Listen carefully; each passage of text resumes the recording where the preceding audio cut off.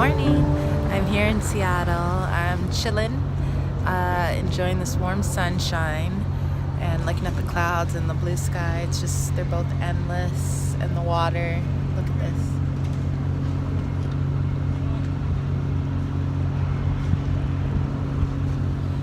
I'm at the Port of Seattle. The water's lapping on all sides of me. It's just fantastic.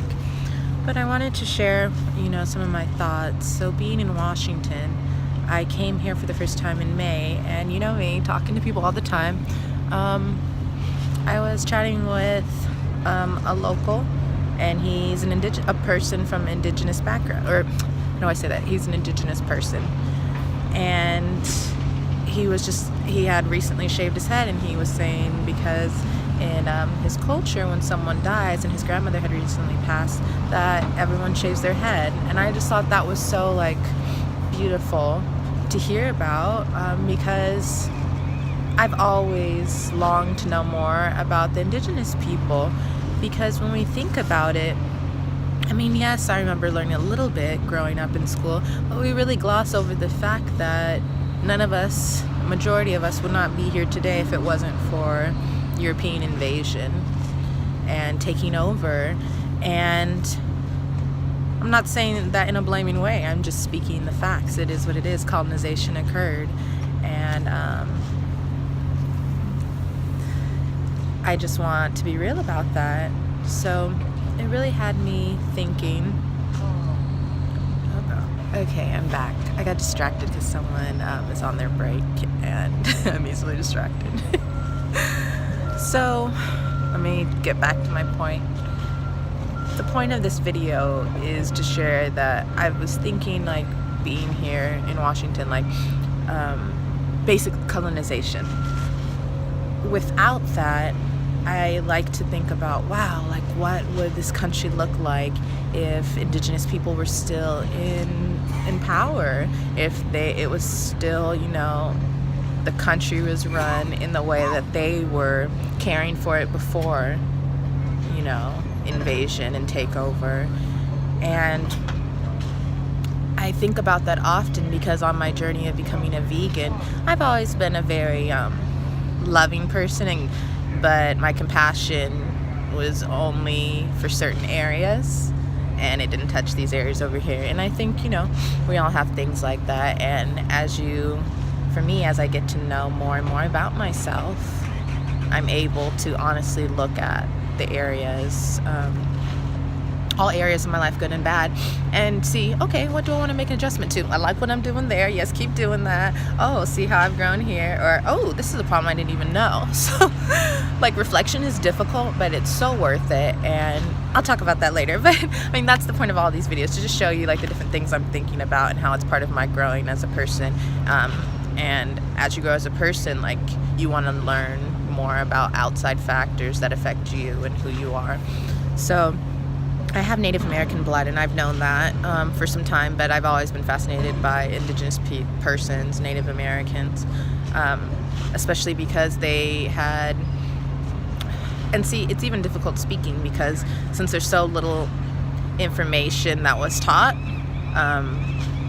to me at least, in my schooling experience, elementary through junior and senior high, I'm not even sure if this is probably just one tribe, so I don't want to presumably or be presumptuous in saying, oh, all Indigenous people believe this, because just like in Africa, depending what country you're from and then what tribe you're from, all these things change your behavior. So I will say there is a tribe of Native Americans that believe in the 7-generation rule, and so basically that meant that the way you care for the planet now, how you tend for the earth, and making sure that you're going from one farming and planting section to another, letting it rest after however many years or whatever it needs to, just being mindful of you're hunting everything.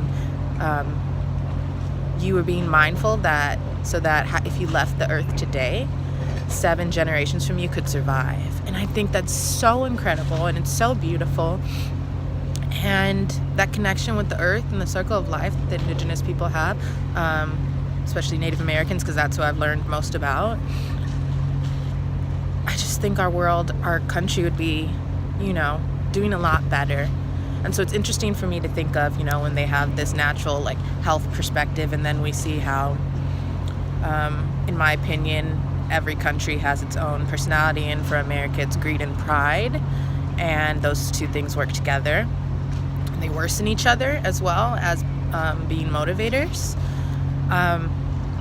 With greed as a motivator and obtaining as much wealth as possible in this country, you look at our food, how it's cheaper for companies to use fake things to manufacture items instead of just giving us the real product, but it makes them more money in the end. So our health is being sacrificed to pad someone else's pockets. And then on top of that, because we're not eating the best, look at our obesity rates, that goes with putting chemicals in our food like MSG, which makes you addicted to something. And think about how cruel that is, to make someone addicted to something, and sometimes it's without knowledge, because sometimes companies don't have to list all the ingredients. So you're essentially being drugged, without your consideration. And also, to even know that MSG is an addictive additive, you have to look that up. You have to see what it's in. You have to know the names. Monosodium glutamate. And it's like, I only researched all of this because I suffer chronic migraines for over 15 years, and so I learned that preservatives are a trigger for me. And so I started reading labels, and now that's like my habit. Before I consume anything, I'm asking, what's in this? Oh, is it organic? Does it have this? And some places don't even know what's in their food, and I'm like, well, I don't want that. But I'm more mindful now that I'm reading labels and everything. And so it's crazy to see how many chemicals are just in things that we don't need, and it makes us sick. And then you go to our big pharma, think about our pharmaceutical industry is booming, and it makes so much money, and it's profiting off of us getting sick, off of our food that could be natural being tampered with, so people can make more money and cut costs on production. And then now we're sick, and then we have to take these drugs. And I feel like it's the same thing. Now you're dependent on these drugs forever. A lot of the time, well, I know my experience and why I don't go to the doctor. I went to the allergist. But if I'm sick or anything, I always try to just look online, look for natural ways to help myself, because a lot of the times they just want to give you something to fix it in the moment, but not find the reason. A homeopath is someone I'm interested in visiting, because they look for natural remedies. But at this point, it's who do I trust, myself or someone else? Someone may have more learning, but I know my body, and that's also come through being a vegan and really monitoring what I eat and what I put into my body. I told you I was the tangential queen, but it all relates. So I feel like, and I can't know this for sure, but based on Native Americans were living prior to colonization, and their 7th-generation rule, at least one tribe, I don't feel like our health issues would be the same as they are now. I think we would be eating naturally. I think we would be picking herbs and plants, things of the earth, to cure ourselves. Marijuana, cannabis is now finally being allowed to help people, and it's been here to help people for decades and decades, but now it's being allowed because certain people are going to be able to pad their pockets, just like what we were talking about before. Now that they see it's profitable for them, let's change everything.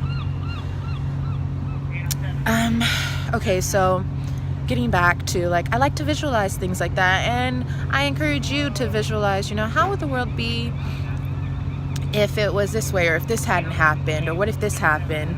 I think it's just important to keep exercising our brains all the time, and to really question everything. And I think for me, it's really given me more compassion. It's helped me see more into myself, who I am, with some of the answers. I'm really working on being completely honest with myself. Journaling has helped with that, because it's just on the paper. But even that, I had to tell myself, write the truth. Like, what are you doing? It's only me, you, like a pen and paper. But I think it's just important to ask yourself questions like that, and to remember that there's always another side, there's always another story, a narrative, and that the information we have that we grew up on is from someone else, like feeding us that information through like education or whatever. But we need to respect ourselves and the other people around us by taking the time to read about, you know, everything that's happening from another perspective. So that's why I'm very excited that this year I'm focusing on reading books only by people of color. And this book I'm reading now, I have to get the title for you, but it talks about African Americans, and it says African Black and Red people's history, and it's written by a Native American or an Indigenous person, because I'm not sure if he's from America originally. I believe he is. But it's really interesting to I'm just only 20 pages in because it's a lot of like work. Like, I'm looking at maps and stuff when I'm reading it, because I want to see, like, when he's talking about, oh, you know, Indigenous people in the Americas, in like Africa and the Caribbean, they were already traversing back and forth, doing trading, like building these amazing canoes that could hold up to 150 people, and it could be out of like one piece of wood, like one trunk. And it's like, see, even that, like one trunk, like, that's insane. Like, but that's so amazing, being respectful. Like, think of deforesting, like only taking what you need, and just brilliant. Like, all of these places, these people that lived in lands that have been overtaken through colonization, just brilliant minds. And we lose that when we view white as standard, when we forget that America had its own rich, beautiful, long history before European colonization. And I first was thinking more and more about this because I love this shirt so much. I have Native American blood, Blackfeet Indian. Last time I did research, there was only 30,000 of us alive living in Montana and then Alberta, Canada, and I read that over 10 years ago. And I was just thinking how, you know, as an African American, it's painful because I may never know what tribe in Africa I come from. I may never know my ancestors' story, my full story. All I can do is think about it and imagine. But I think, you know, with DNA testing, I got that done, and so that's going to help. And I'm just putting in a lot of work, but it's just sad that, one, you have to put in work to figure out where you came from because someone else didn't believe that your ancestors' lives were important enough to document. But thinking about, like, how painful it is as an African American not knowing where I am from, you know, originally, that's painful. But then I was thinking, wow, what about Native Americans, you know, living here, still being oppressed, still being killed, and this was your home.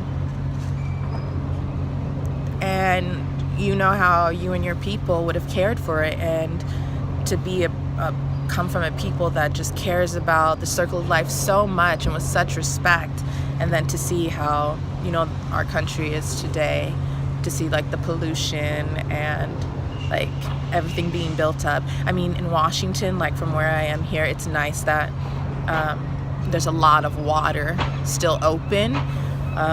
The building is like kept on the banks, but I mean, it's also just, you know, the makeup of the landscape. But just, I was just thinking, like, as I sat here and looked how beautiful, like, yes, these buildings around me are pretty, and the skyline, like, wait, this way, is beautiful. But how painful if, you know, you would have done it, and you and your people would have done it in a way that didn't hurt the earth, that didn't hurt people. And so wearing this shirt today, I asked Ben, I was like, I love this shirt and I wear it because I'm proud that I'm Native American, and there's not a lot of stuff out there that I've seen that's something I want to wear to like show, yeah, I'm Native American, I'm proud. But it's like, he was, and so Ben was like, I'm like, oh, is this going to be offensive? Because Like, what if someone doesn't know I'm Native American and like this is, you know, a chief, like a very important person, and he has sunglasses on, but I do actually think he looks badass and we are badass, and you know, I want to rep Native Americans. And Ben was like, well, if a white person was wearing like African and a black person, you know, kind of like in a similar fashion, would you be okay with that? And I'm like, if they had black ancestry, I would. And he's like, yeah, but I mean, you can't know that. And I'm like, well, we always know our people, but but it did give me pause. And I almost didn't wear this because I didn't want to offend anyone, but it's like, but I'm also proud. But it got me to thinking that I wish I knew what tribe he was from. And it's like, because of the lack of information that I have yet to look up on my own, to obtain on my own, through my own research, I'm like, I don't know what African tribe I'm from. Anything that's African, I'm gonna wear. And so it's like the same thing right now for Native Americans. Since I don't know, I haven't seen any attire that's just the Blackfeet tribe. Like, I want to wear anything that's Native American. But wow, what a slippery slope.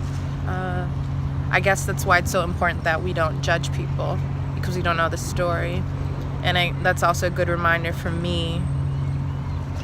Like, if I see someone wearing something, I may not understand it. Like, I don't really even need to think about it, I guess, even if it is offensive, because just let it go in and out of your mind. It's kind of like meditation says, like, you hear a noise, identify the noise, and move on.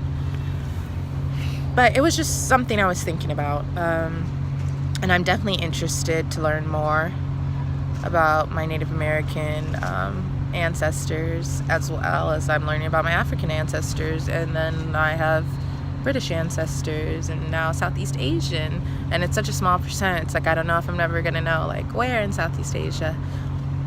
But it's exciting. And whatever your heritage is, I encourage you to explore it, because what I'm really, really finding, like, now I'm the most confident I've ever been. I just love me in all my ways, and it's just crazy to realize that I'm 31, about to be 32. It's like I've had, you know, like 27 years of society, people telling me who I should be, who I shouldn't be, telling me that I'm not beautiful in all my individuality that God's made, telling me, you know, don't be this way. And now it's like I'm undoing all of that work, and it's so rewarding. And it's so funny, because now that I know more about myself and I'm learning about myself, I'm happy and I'm so confident. And it's like, and then people are like drawn to that confidence, because they're like, oh, like, you're happy or whatever, you know, like, people feel your energy and they want some of that.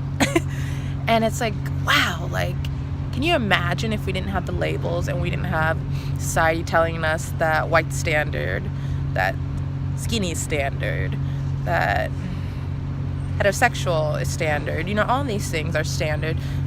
Like, we would be able to know who we were right away, and we wouldn't have to undo the work. We would all just be being our best selves in all our uniqueness, and everyone would be happier, everyone would be confident. And just like, think about all the good we could do. Sometimes we think, you know, I'm just one person, what can I do? But like, even in the small things, like, I don't litter. I've always really, really cared for the earth, and like, littering just like breaks my heart. But I don't litter. And it's like, someone could say, oh, it's just one cup, it's just me. But yeah, but what if all of us thought like we mattered? So every action we did, like, collectively, how huge that would be. Like, if every person believed like their litter mattered and they didn't do it, like, think about how many millions, billions of people wouldn't be littering, and what that would look like collectively. Yeah, getting very philosophical. And apparently that's the voice that comes with being philosophical. But man, like, I hope you will, like, as you join me on my journey of figuring out who I am and learning about my ancestors, that you will do the same and really see, you know, see where you came from, how it makes you who you are, not making excuses, but making a choice to either embrace it or to get rid of it. and to really see how that opens you up. As you learn about yourself, you want to learn about more people, and the more you love yourself, the more it's easier to love others. So I hope that this blessed you in some way, and I hope you will come back to see more of these. I've recorded like 5 already, and I really, don't put one me. Okay, there was a bird flying over me. Okay, I have more that I need to post. I am excited, and today is beautiful, and I'm going to end this video with showing you the amazing view once again. Bye.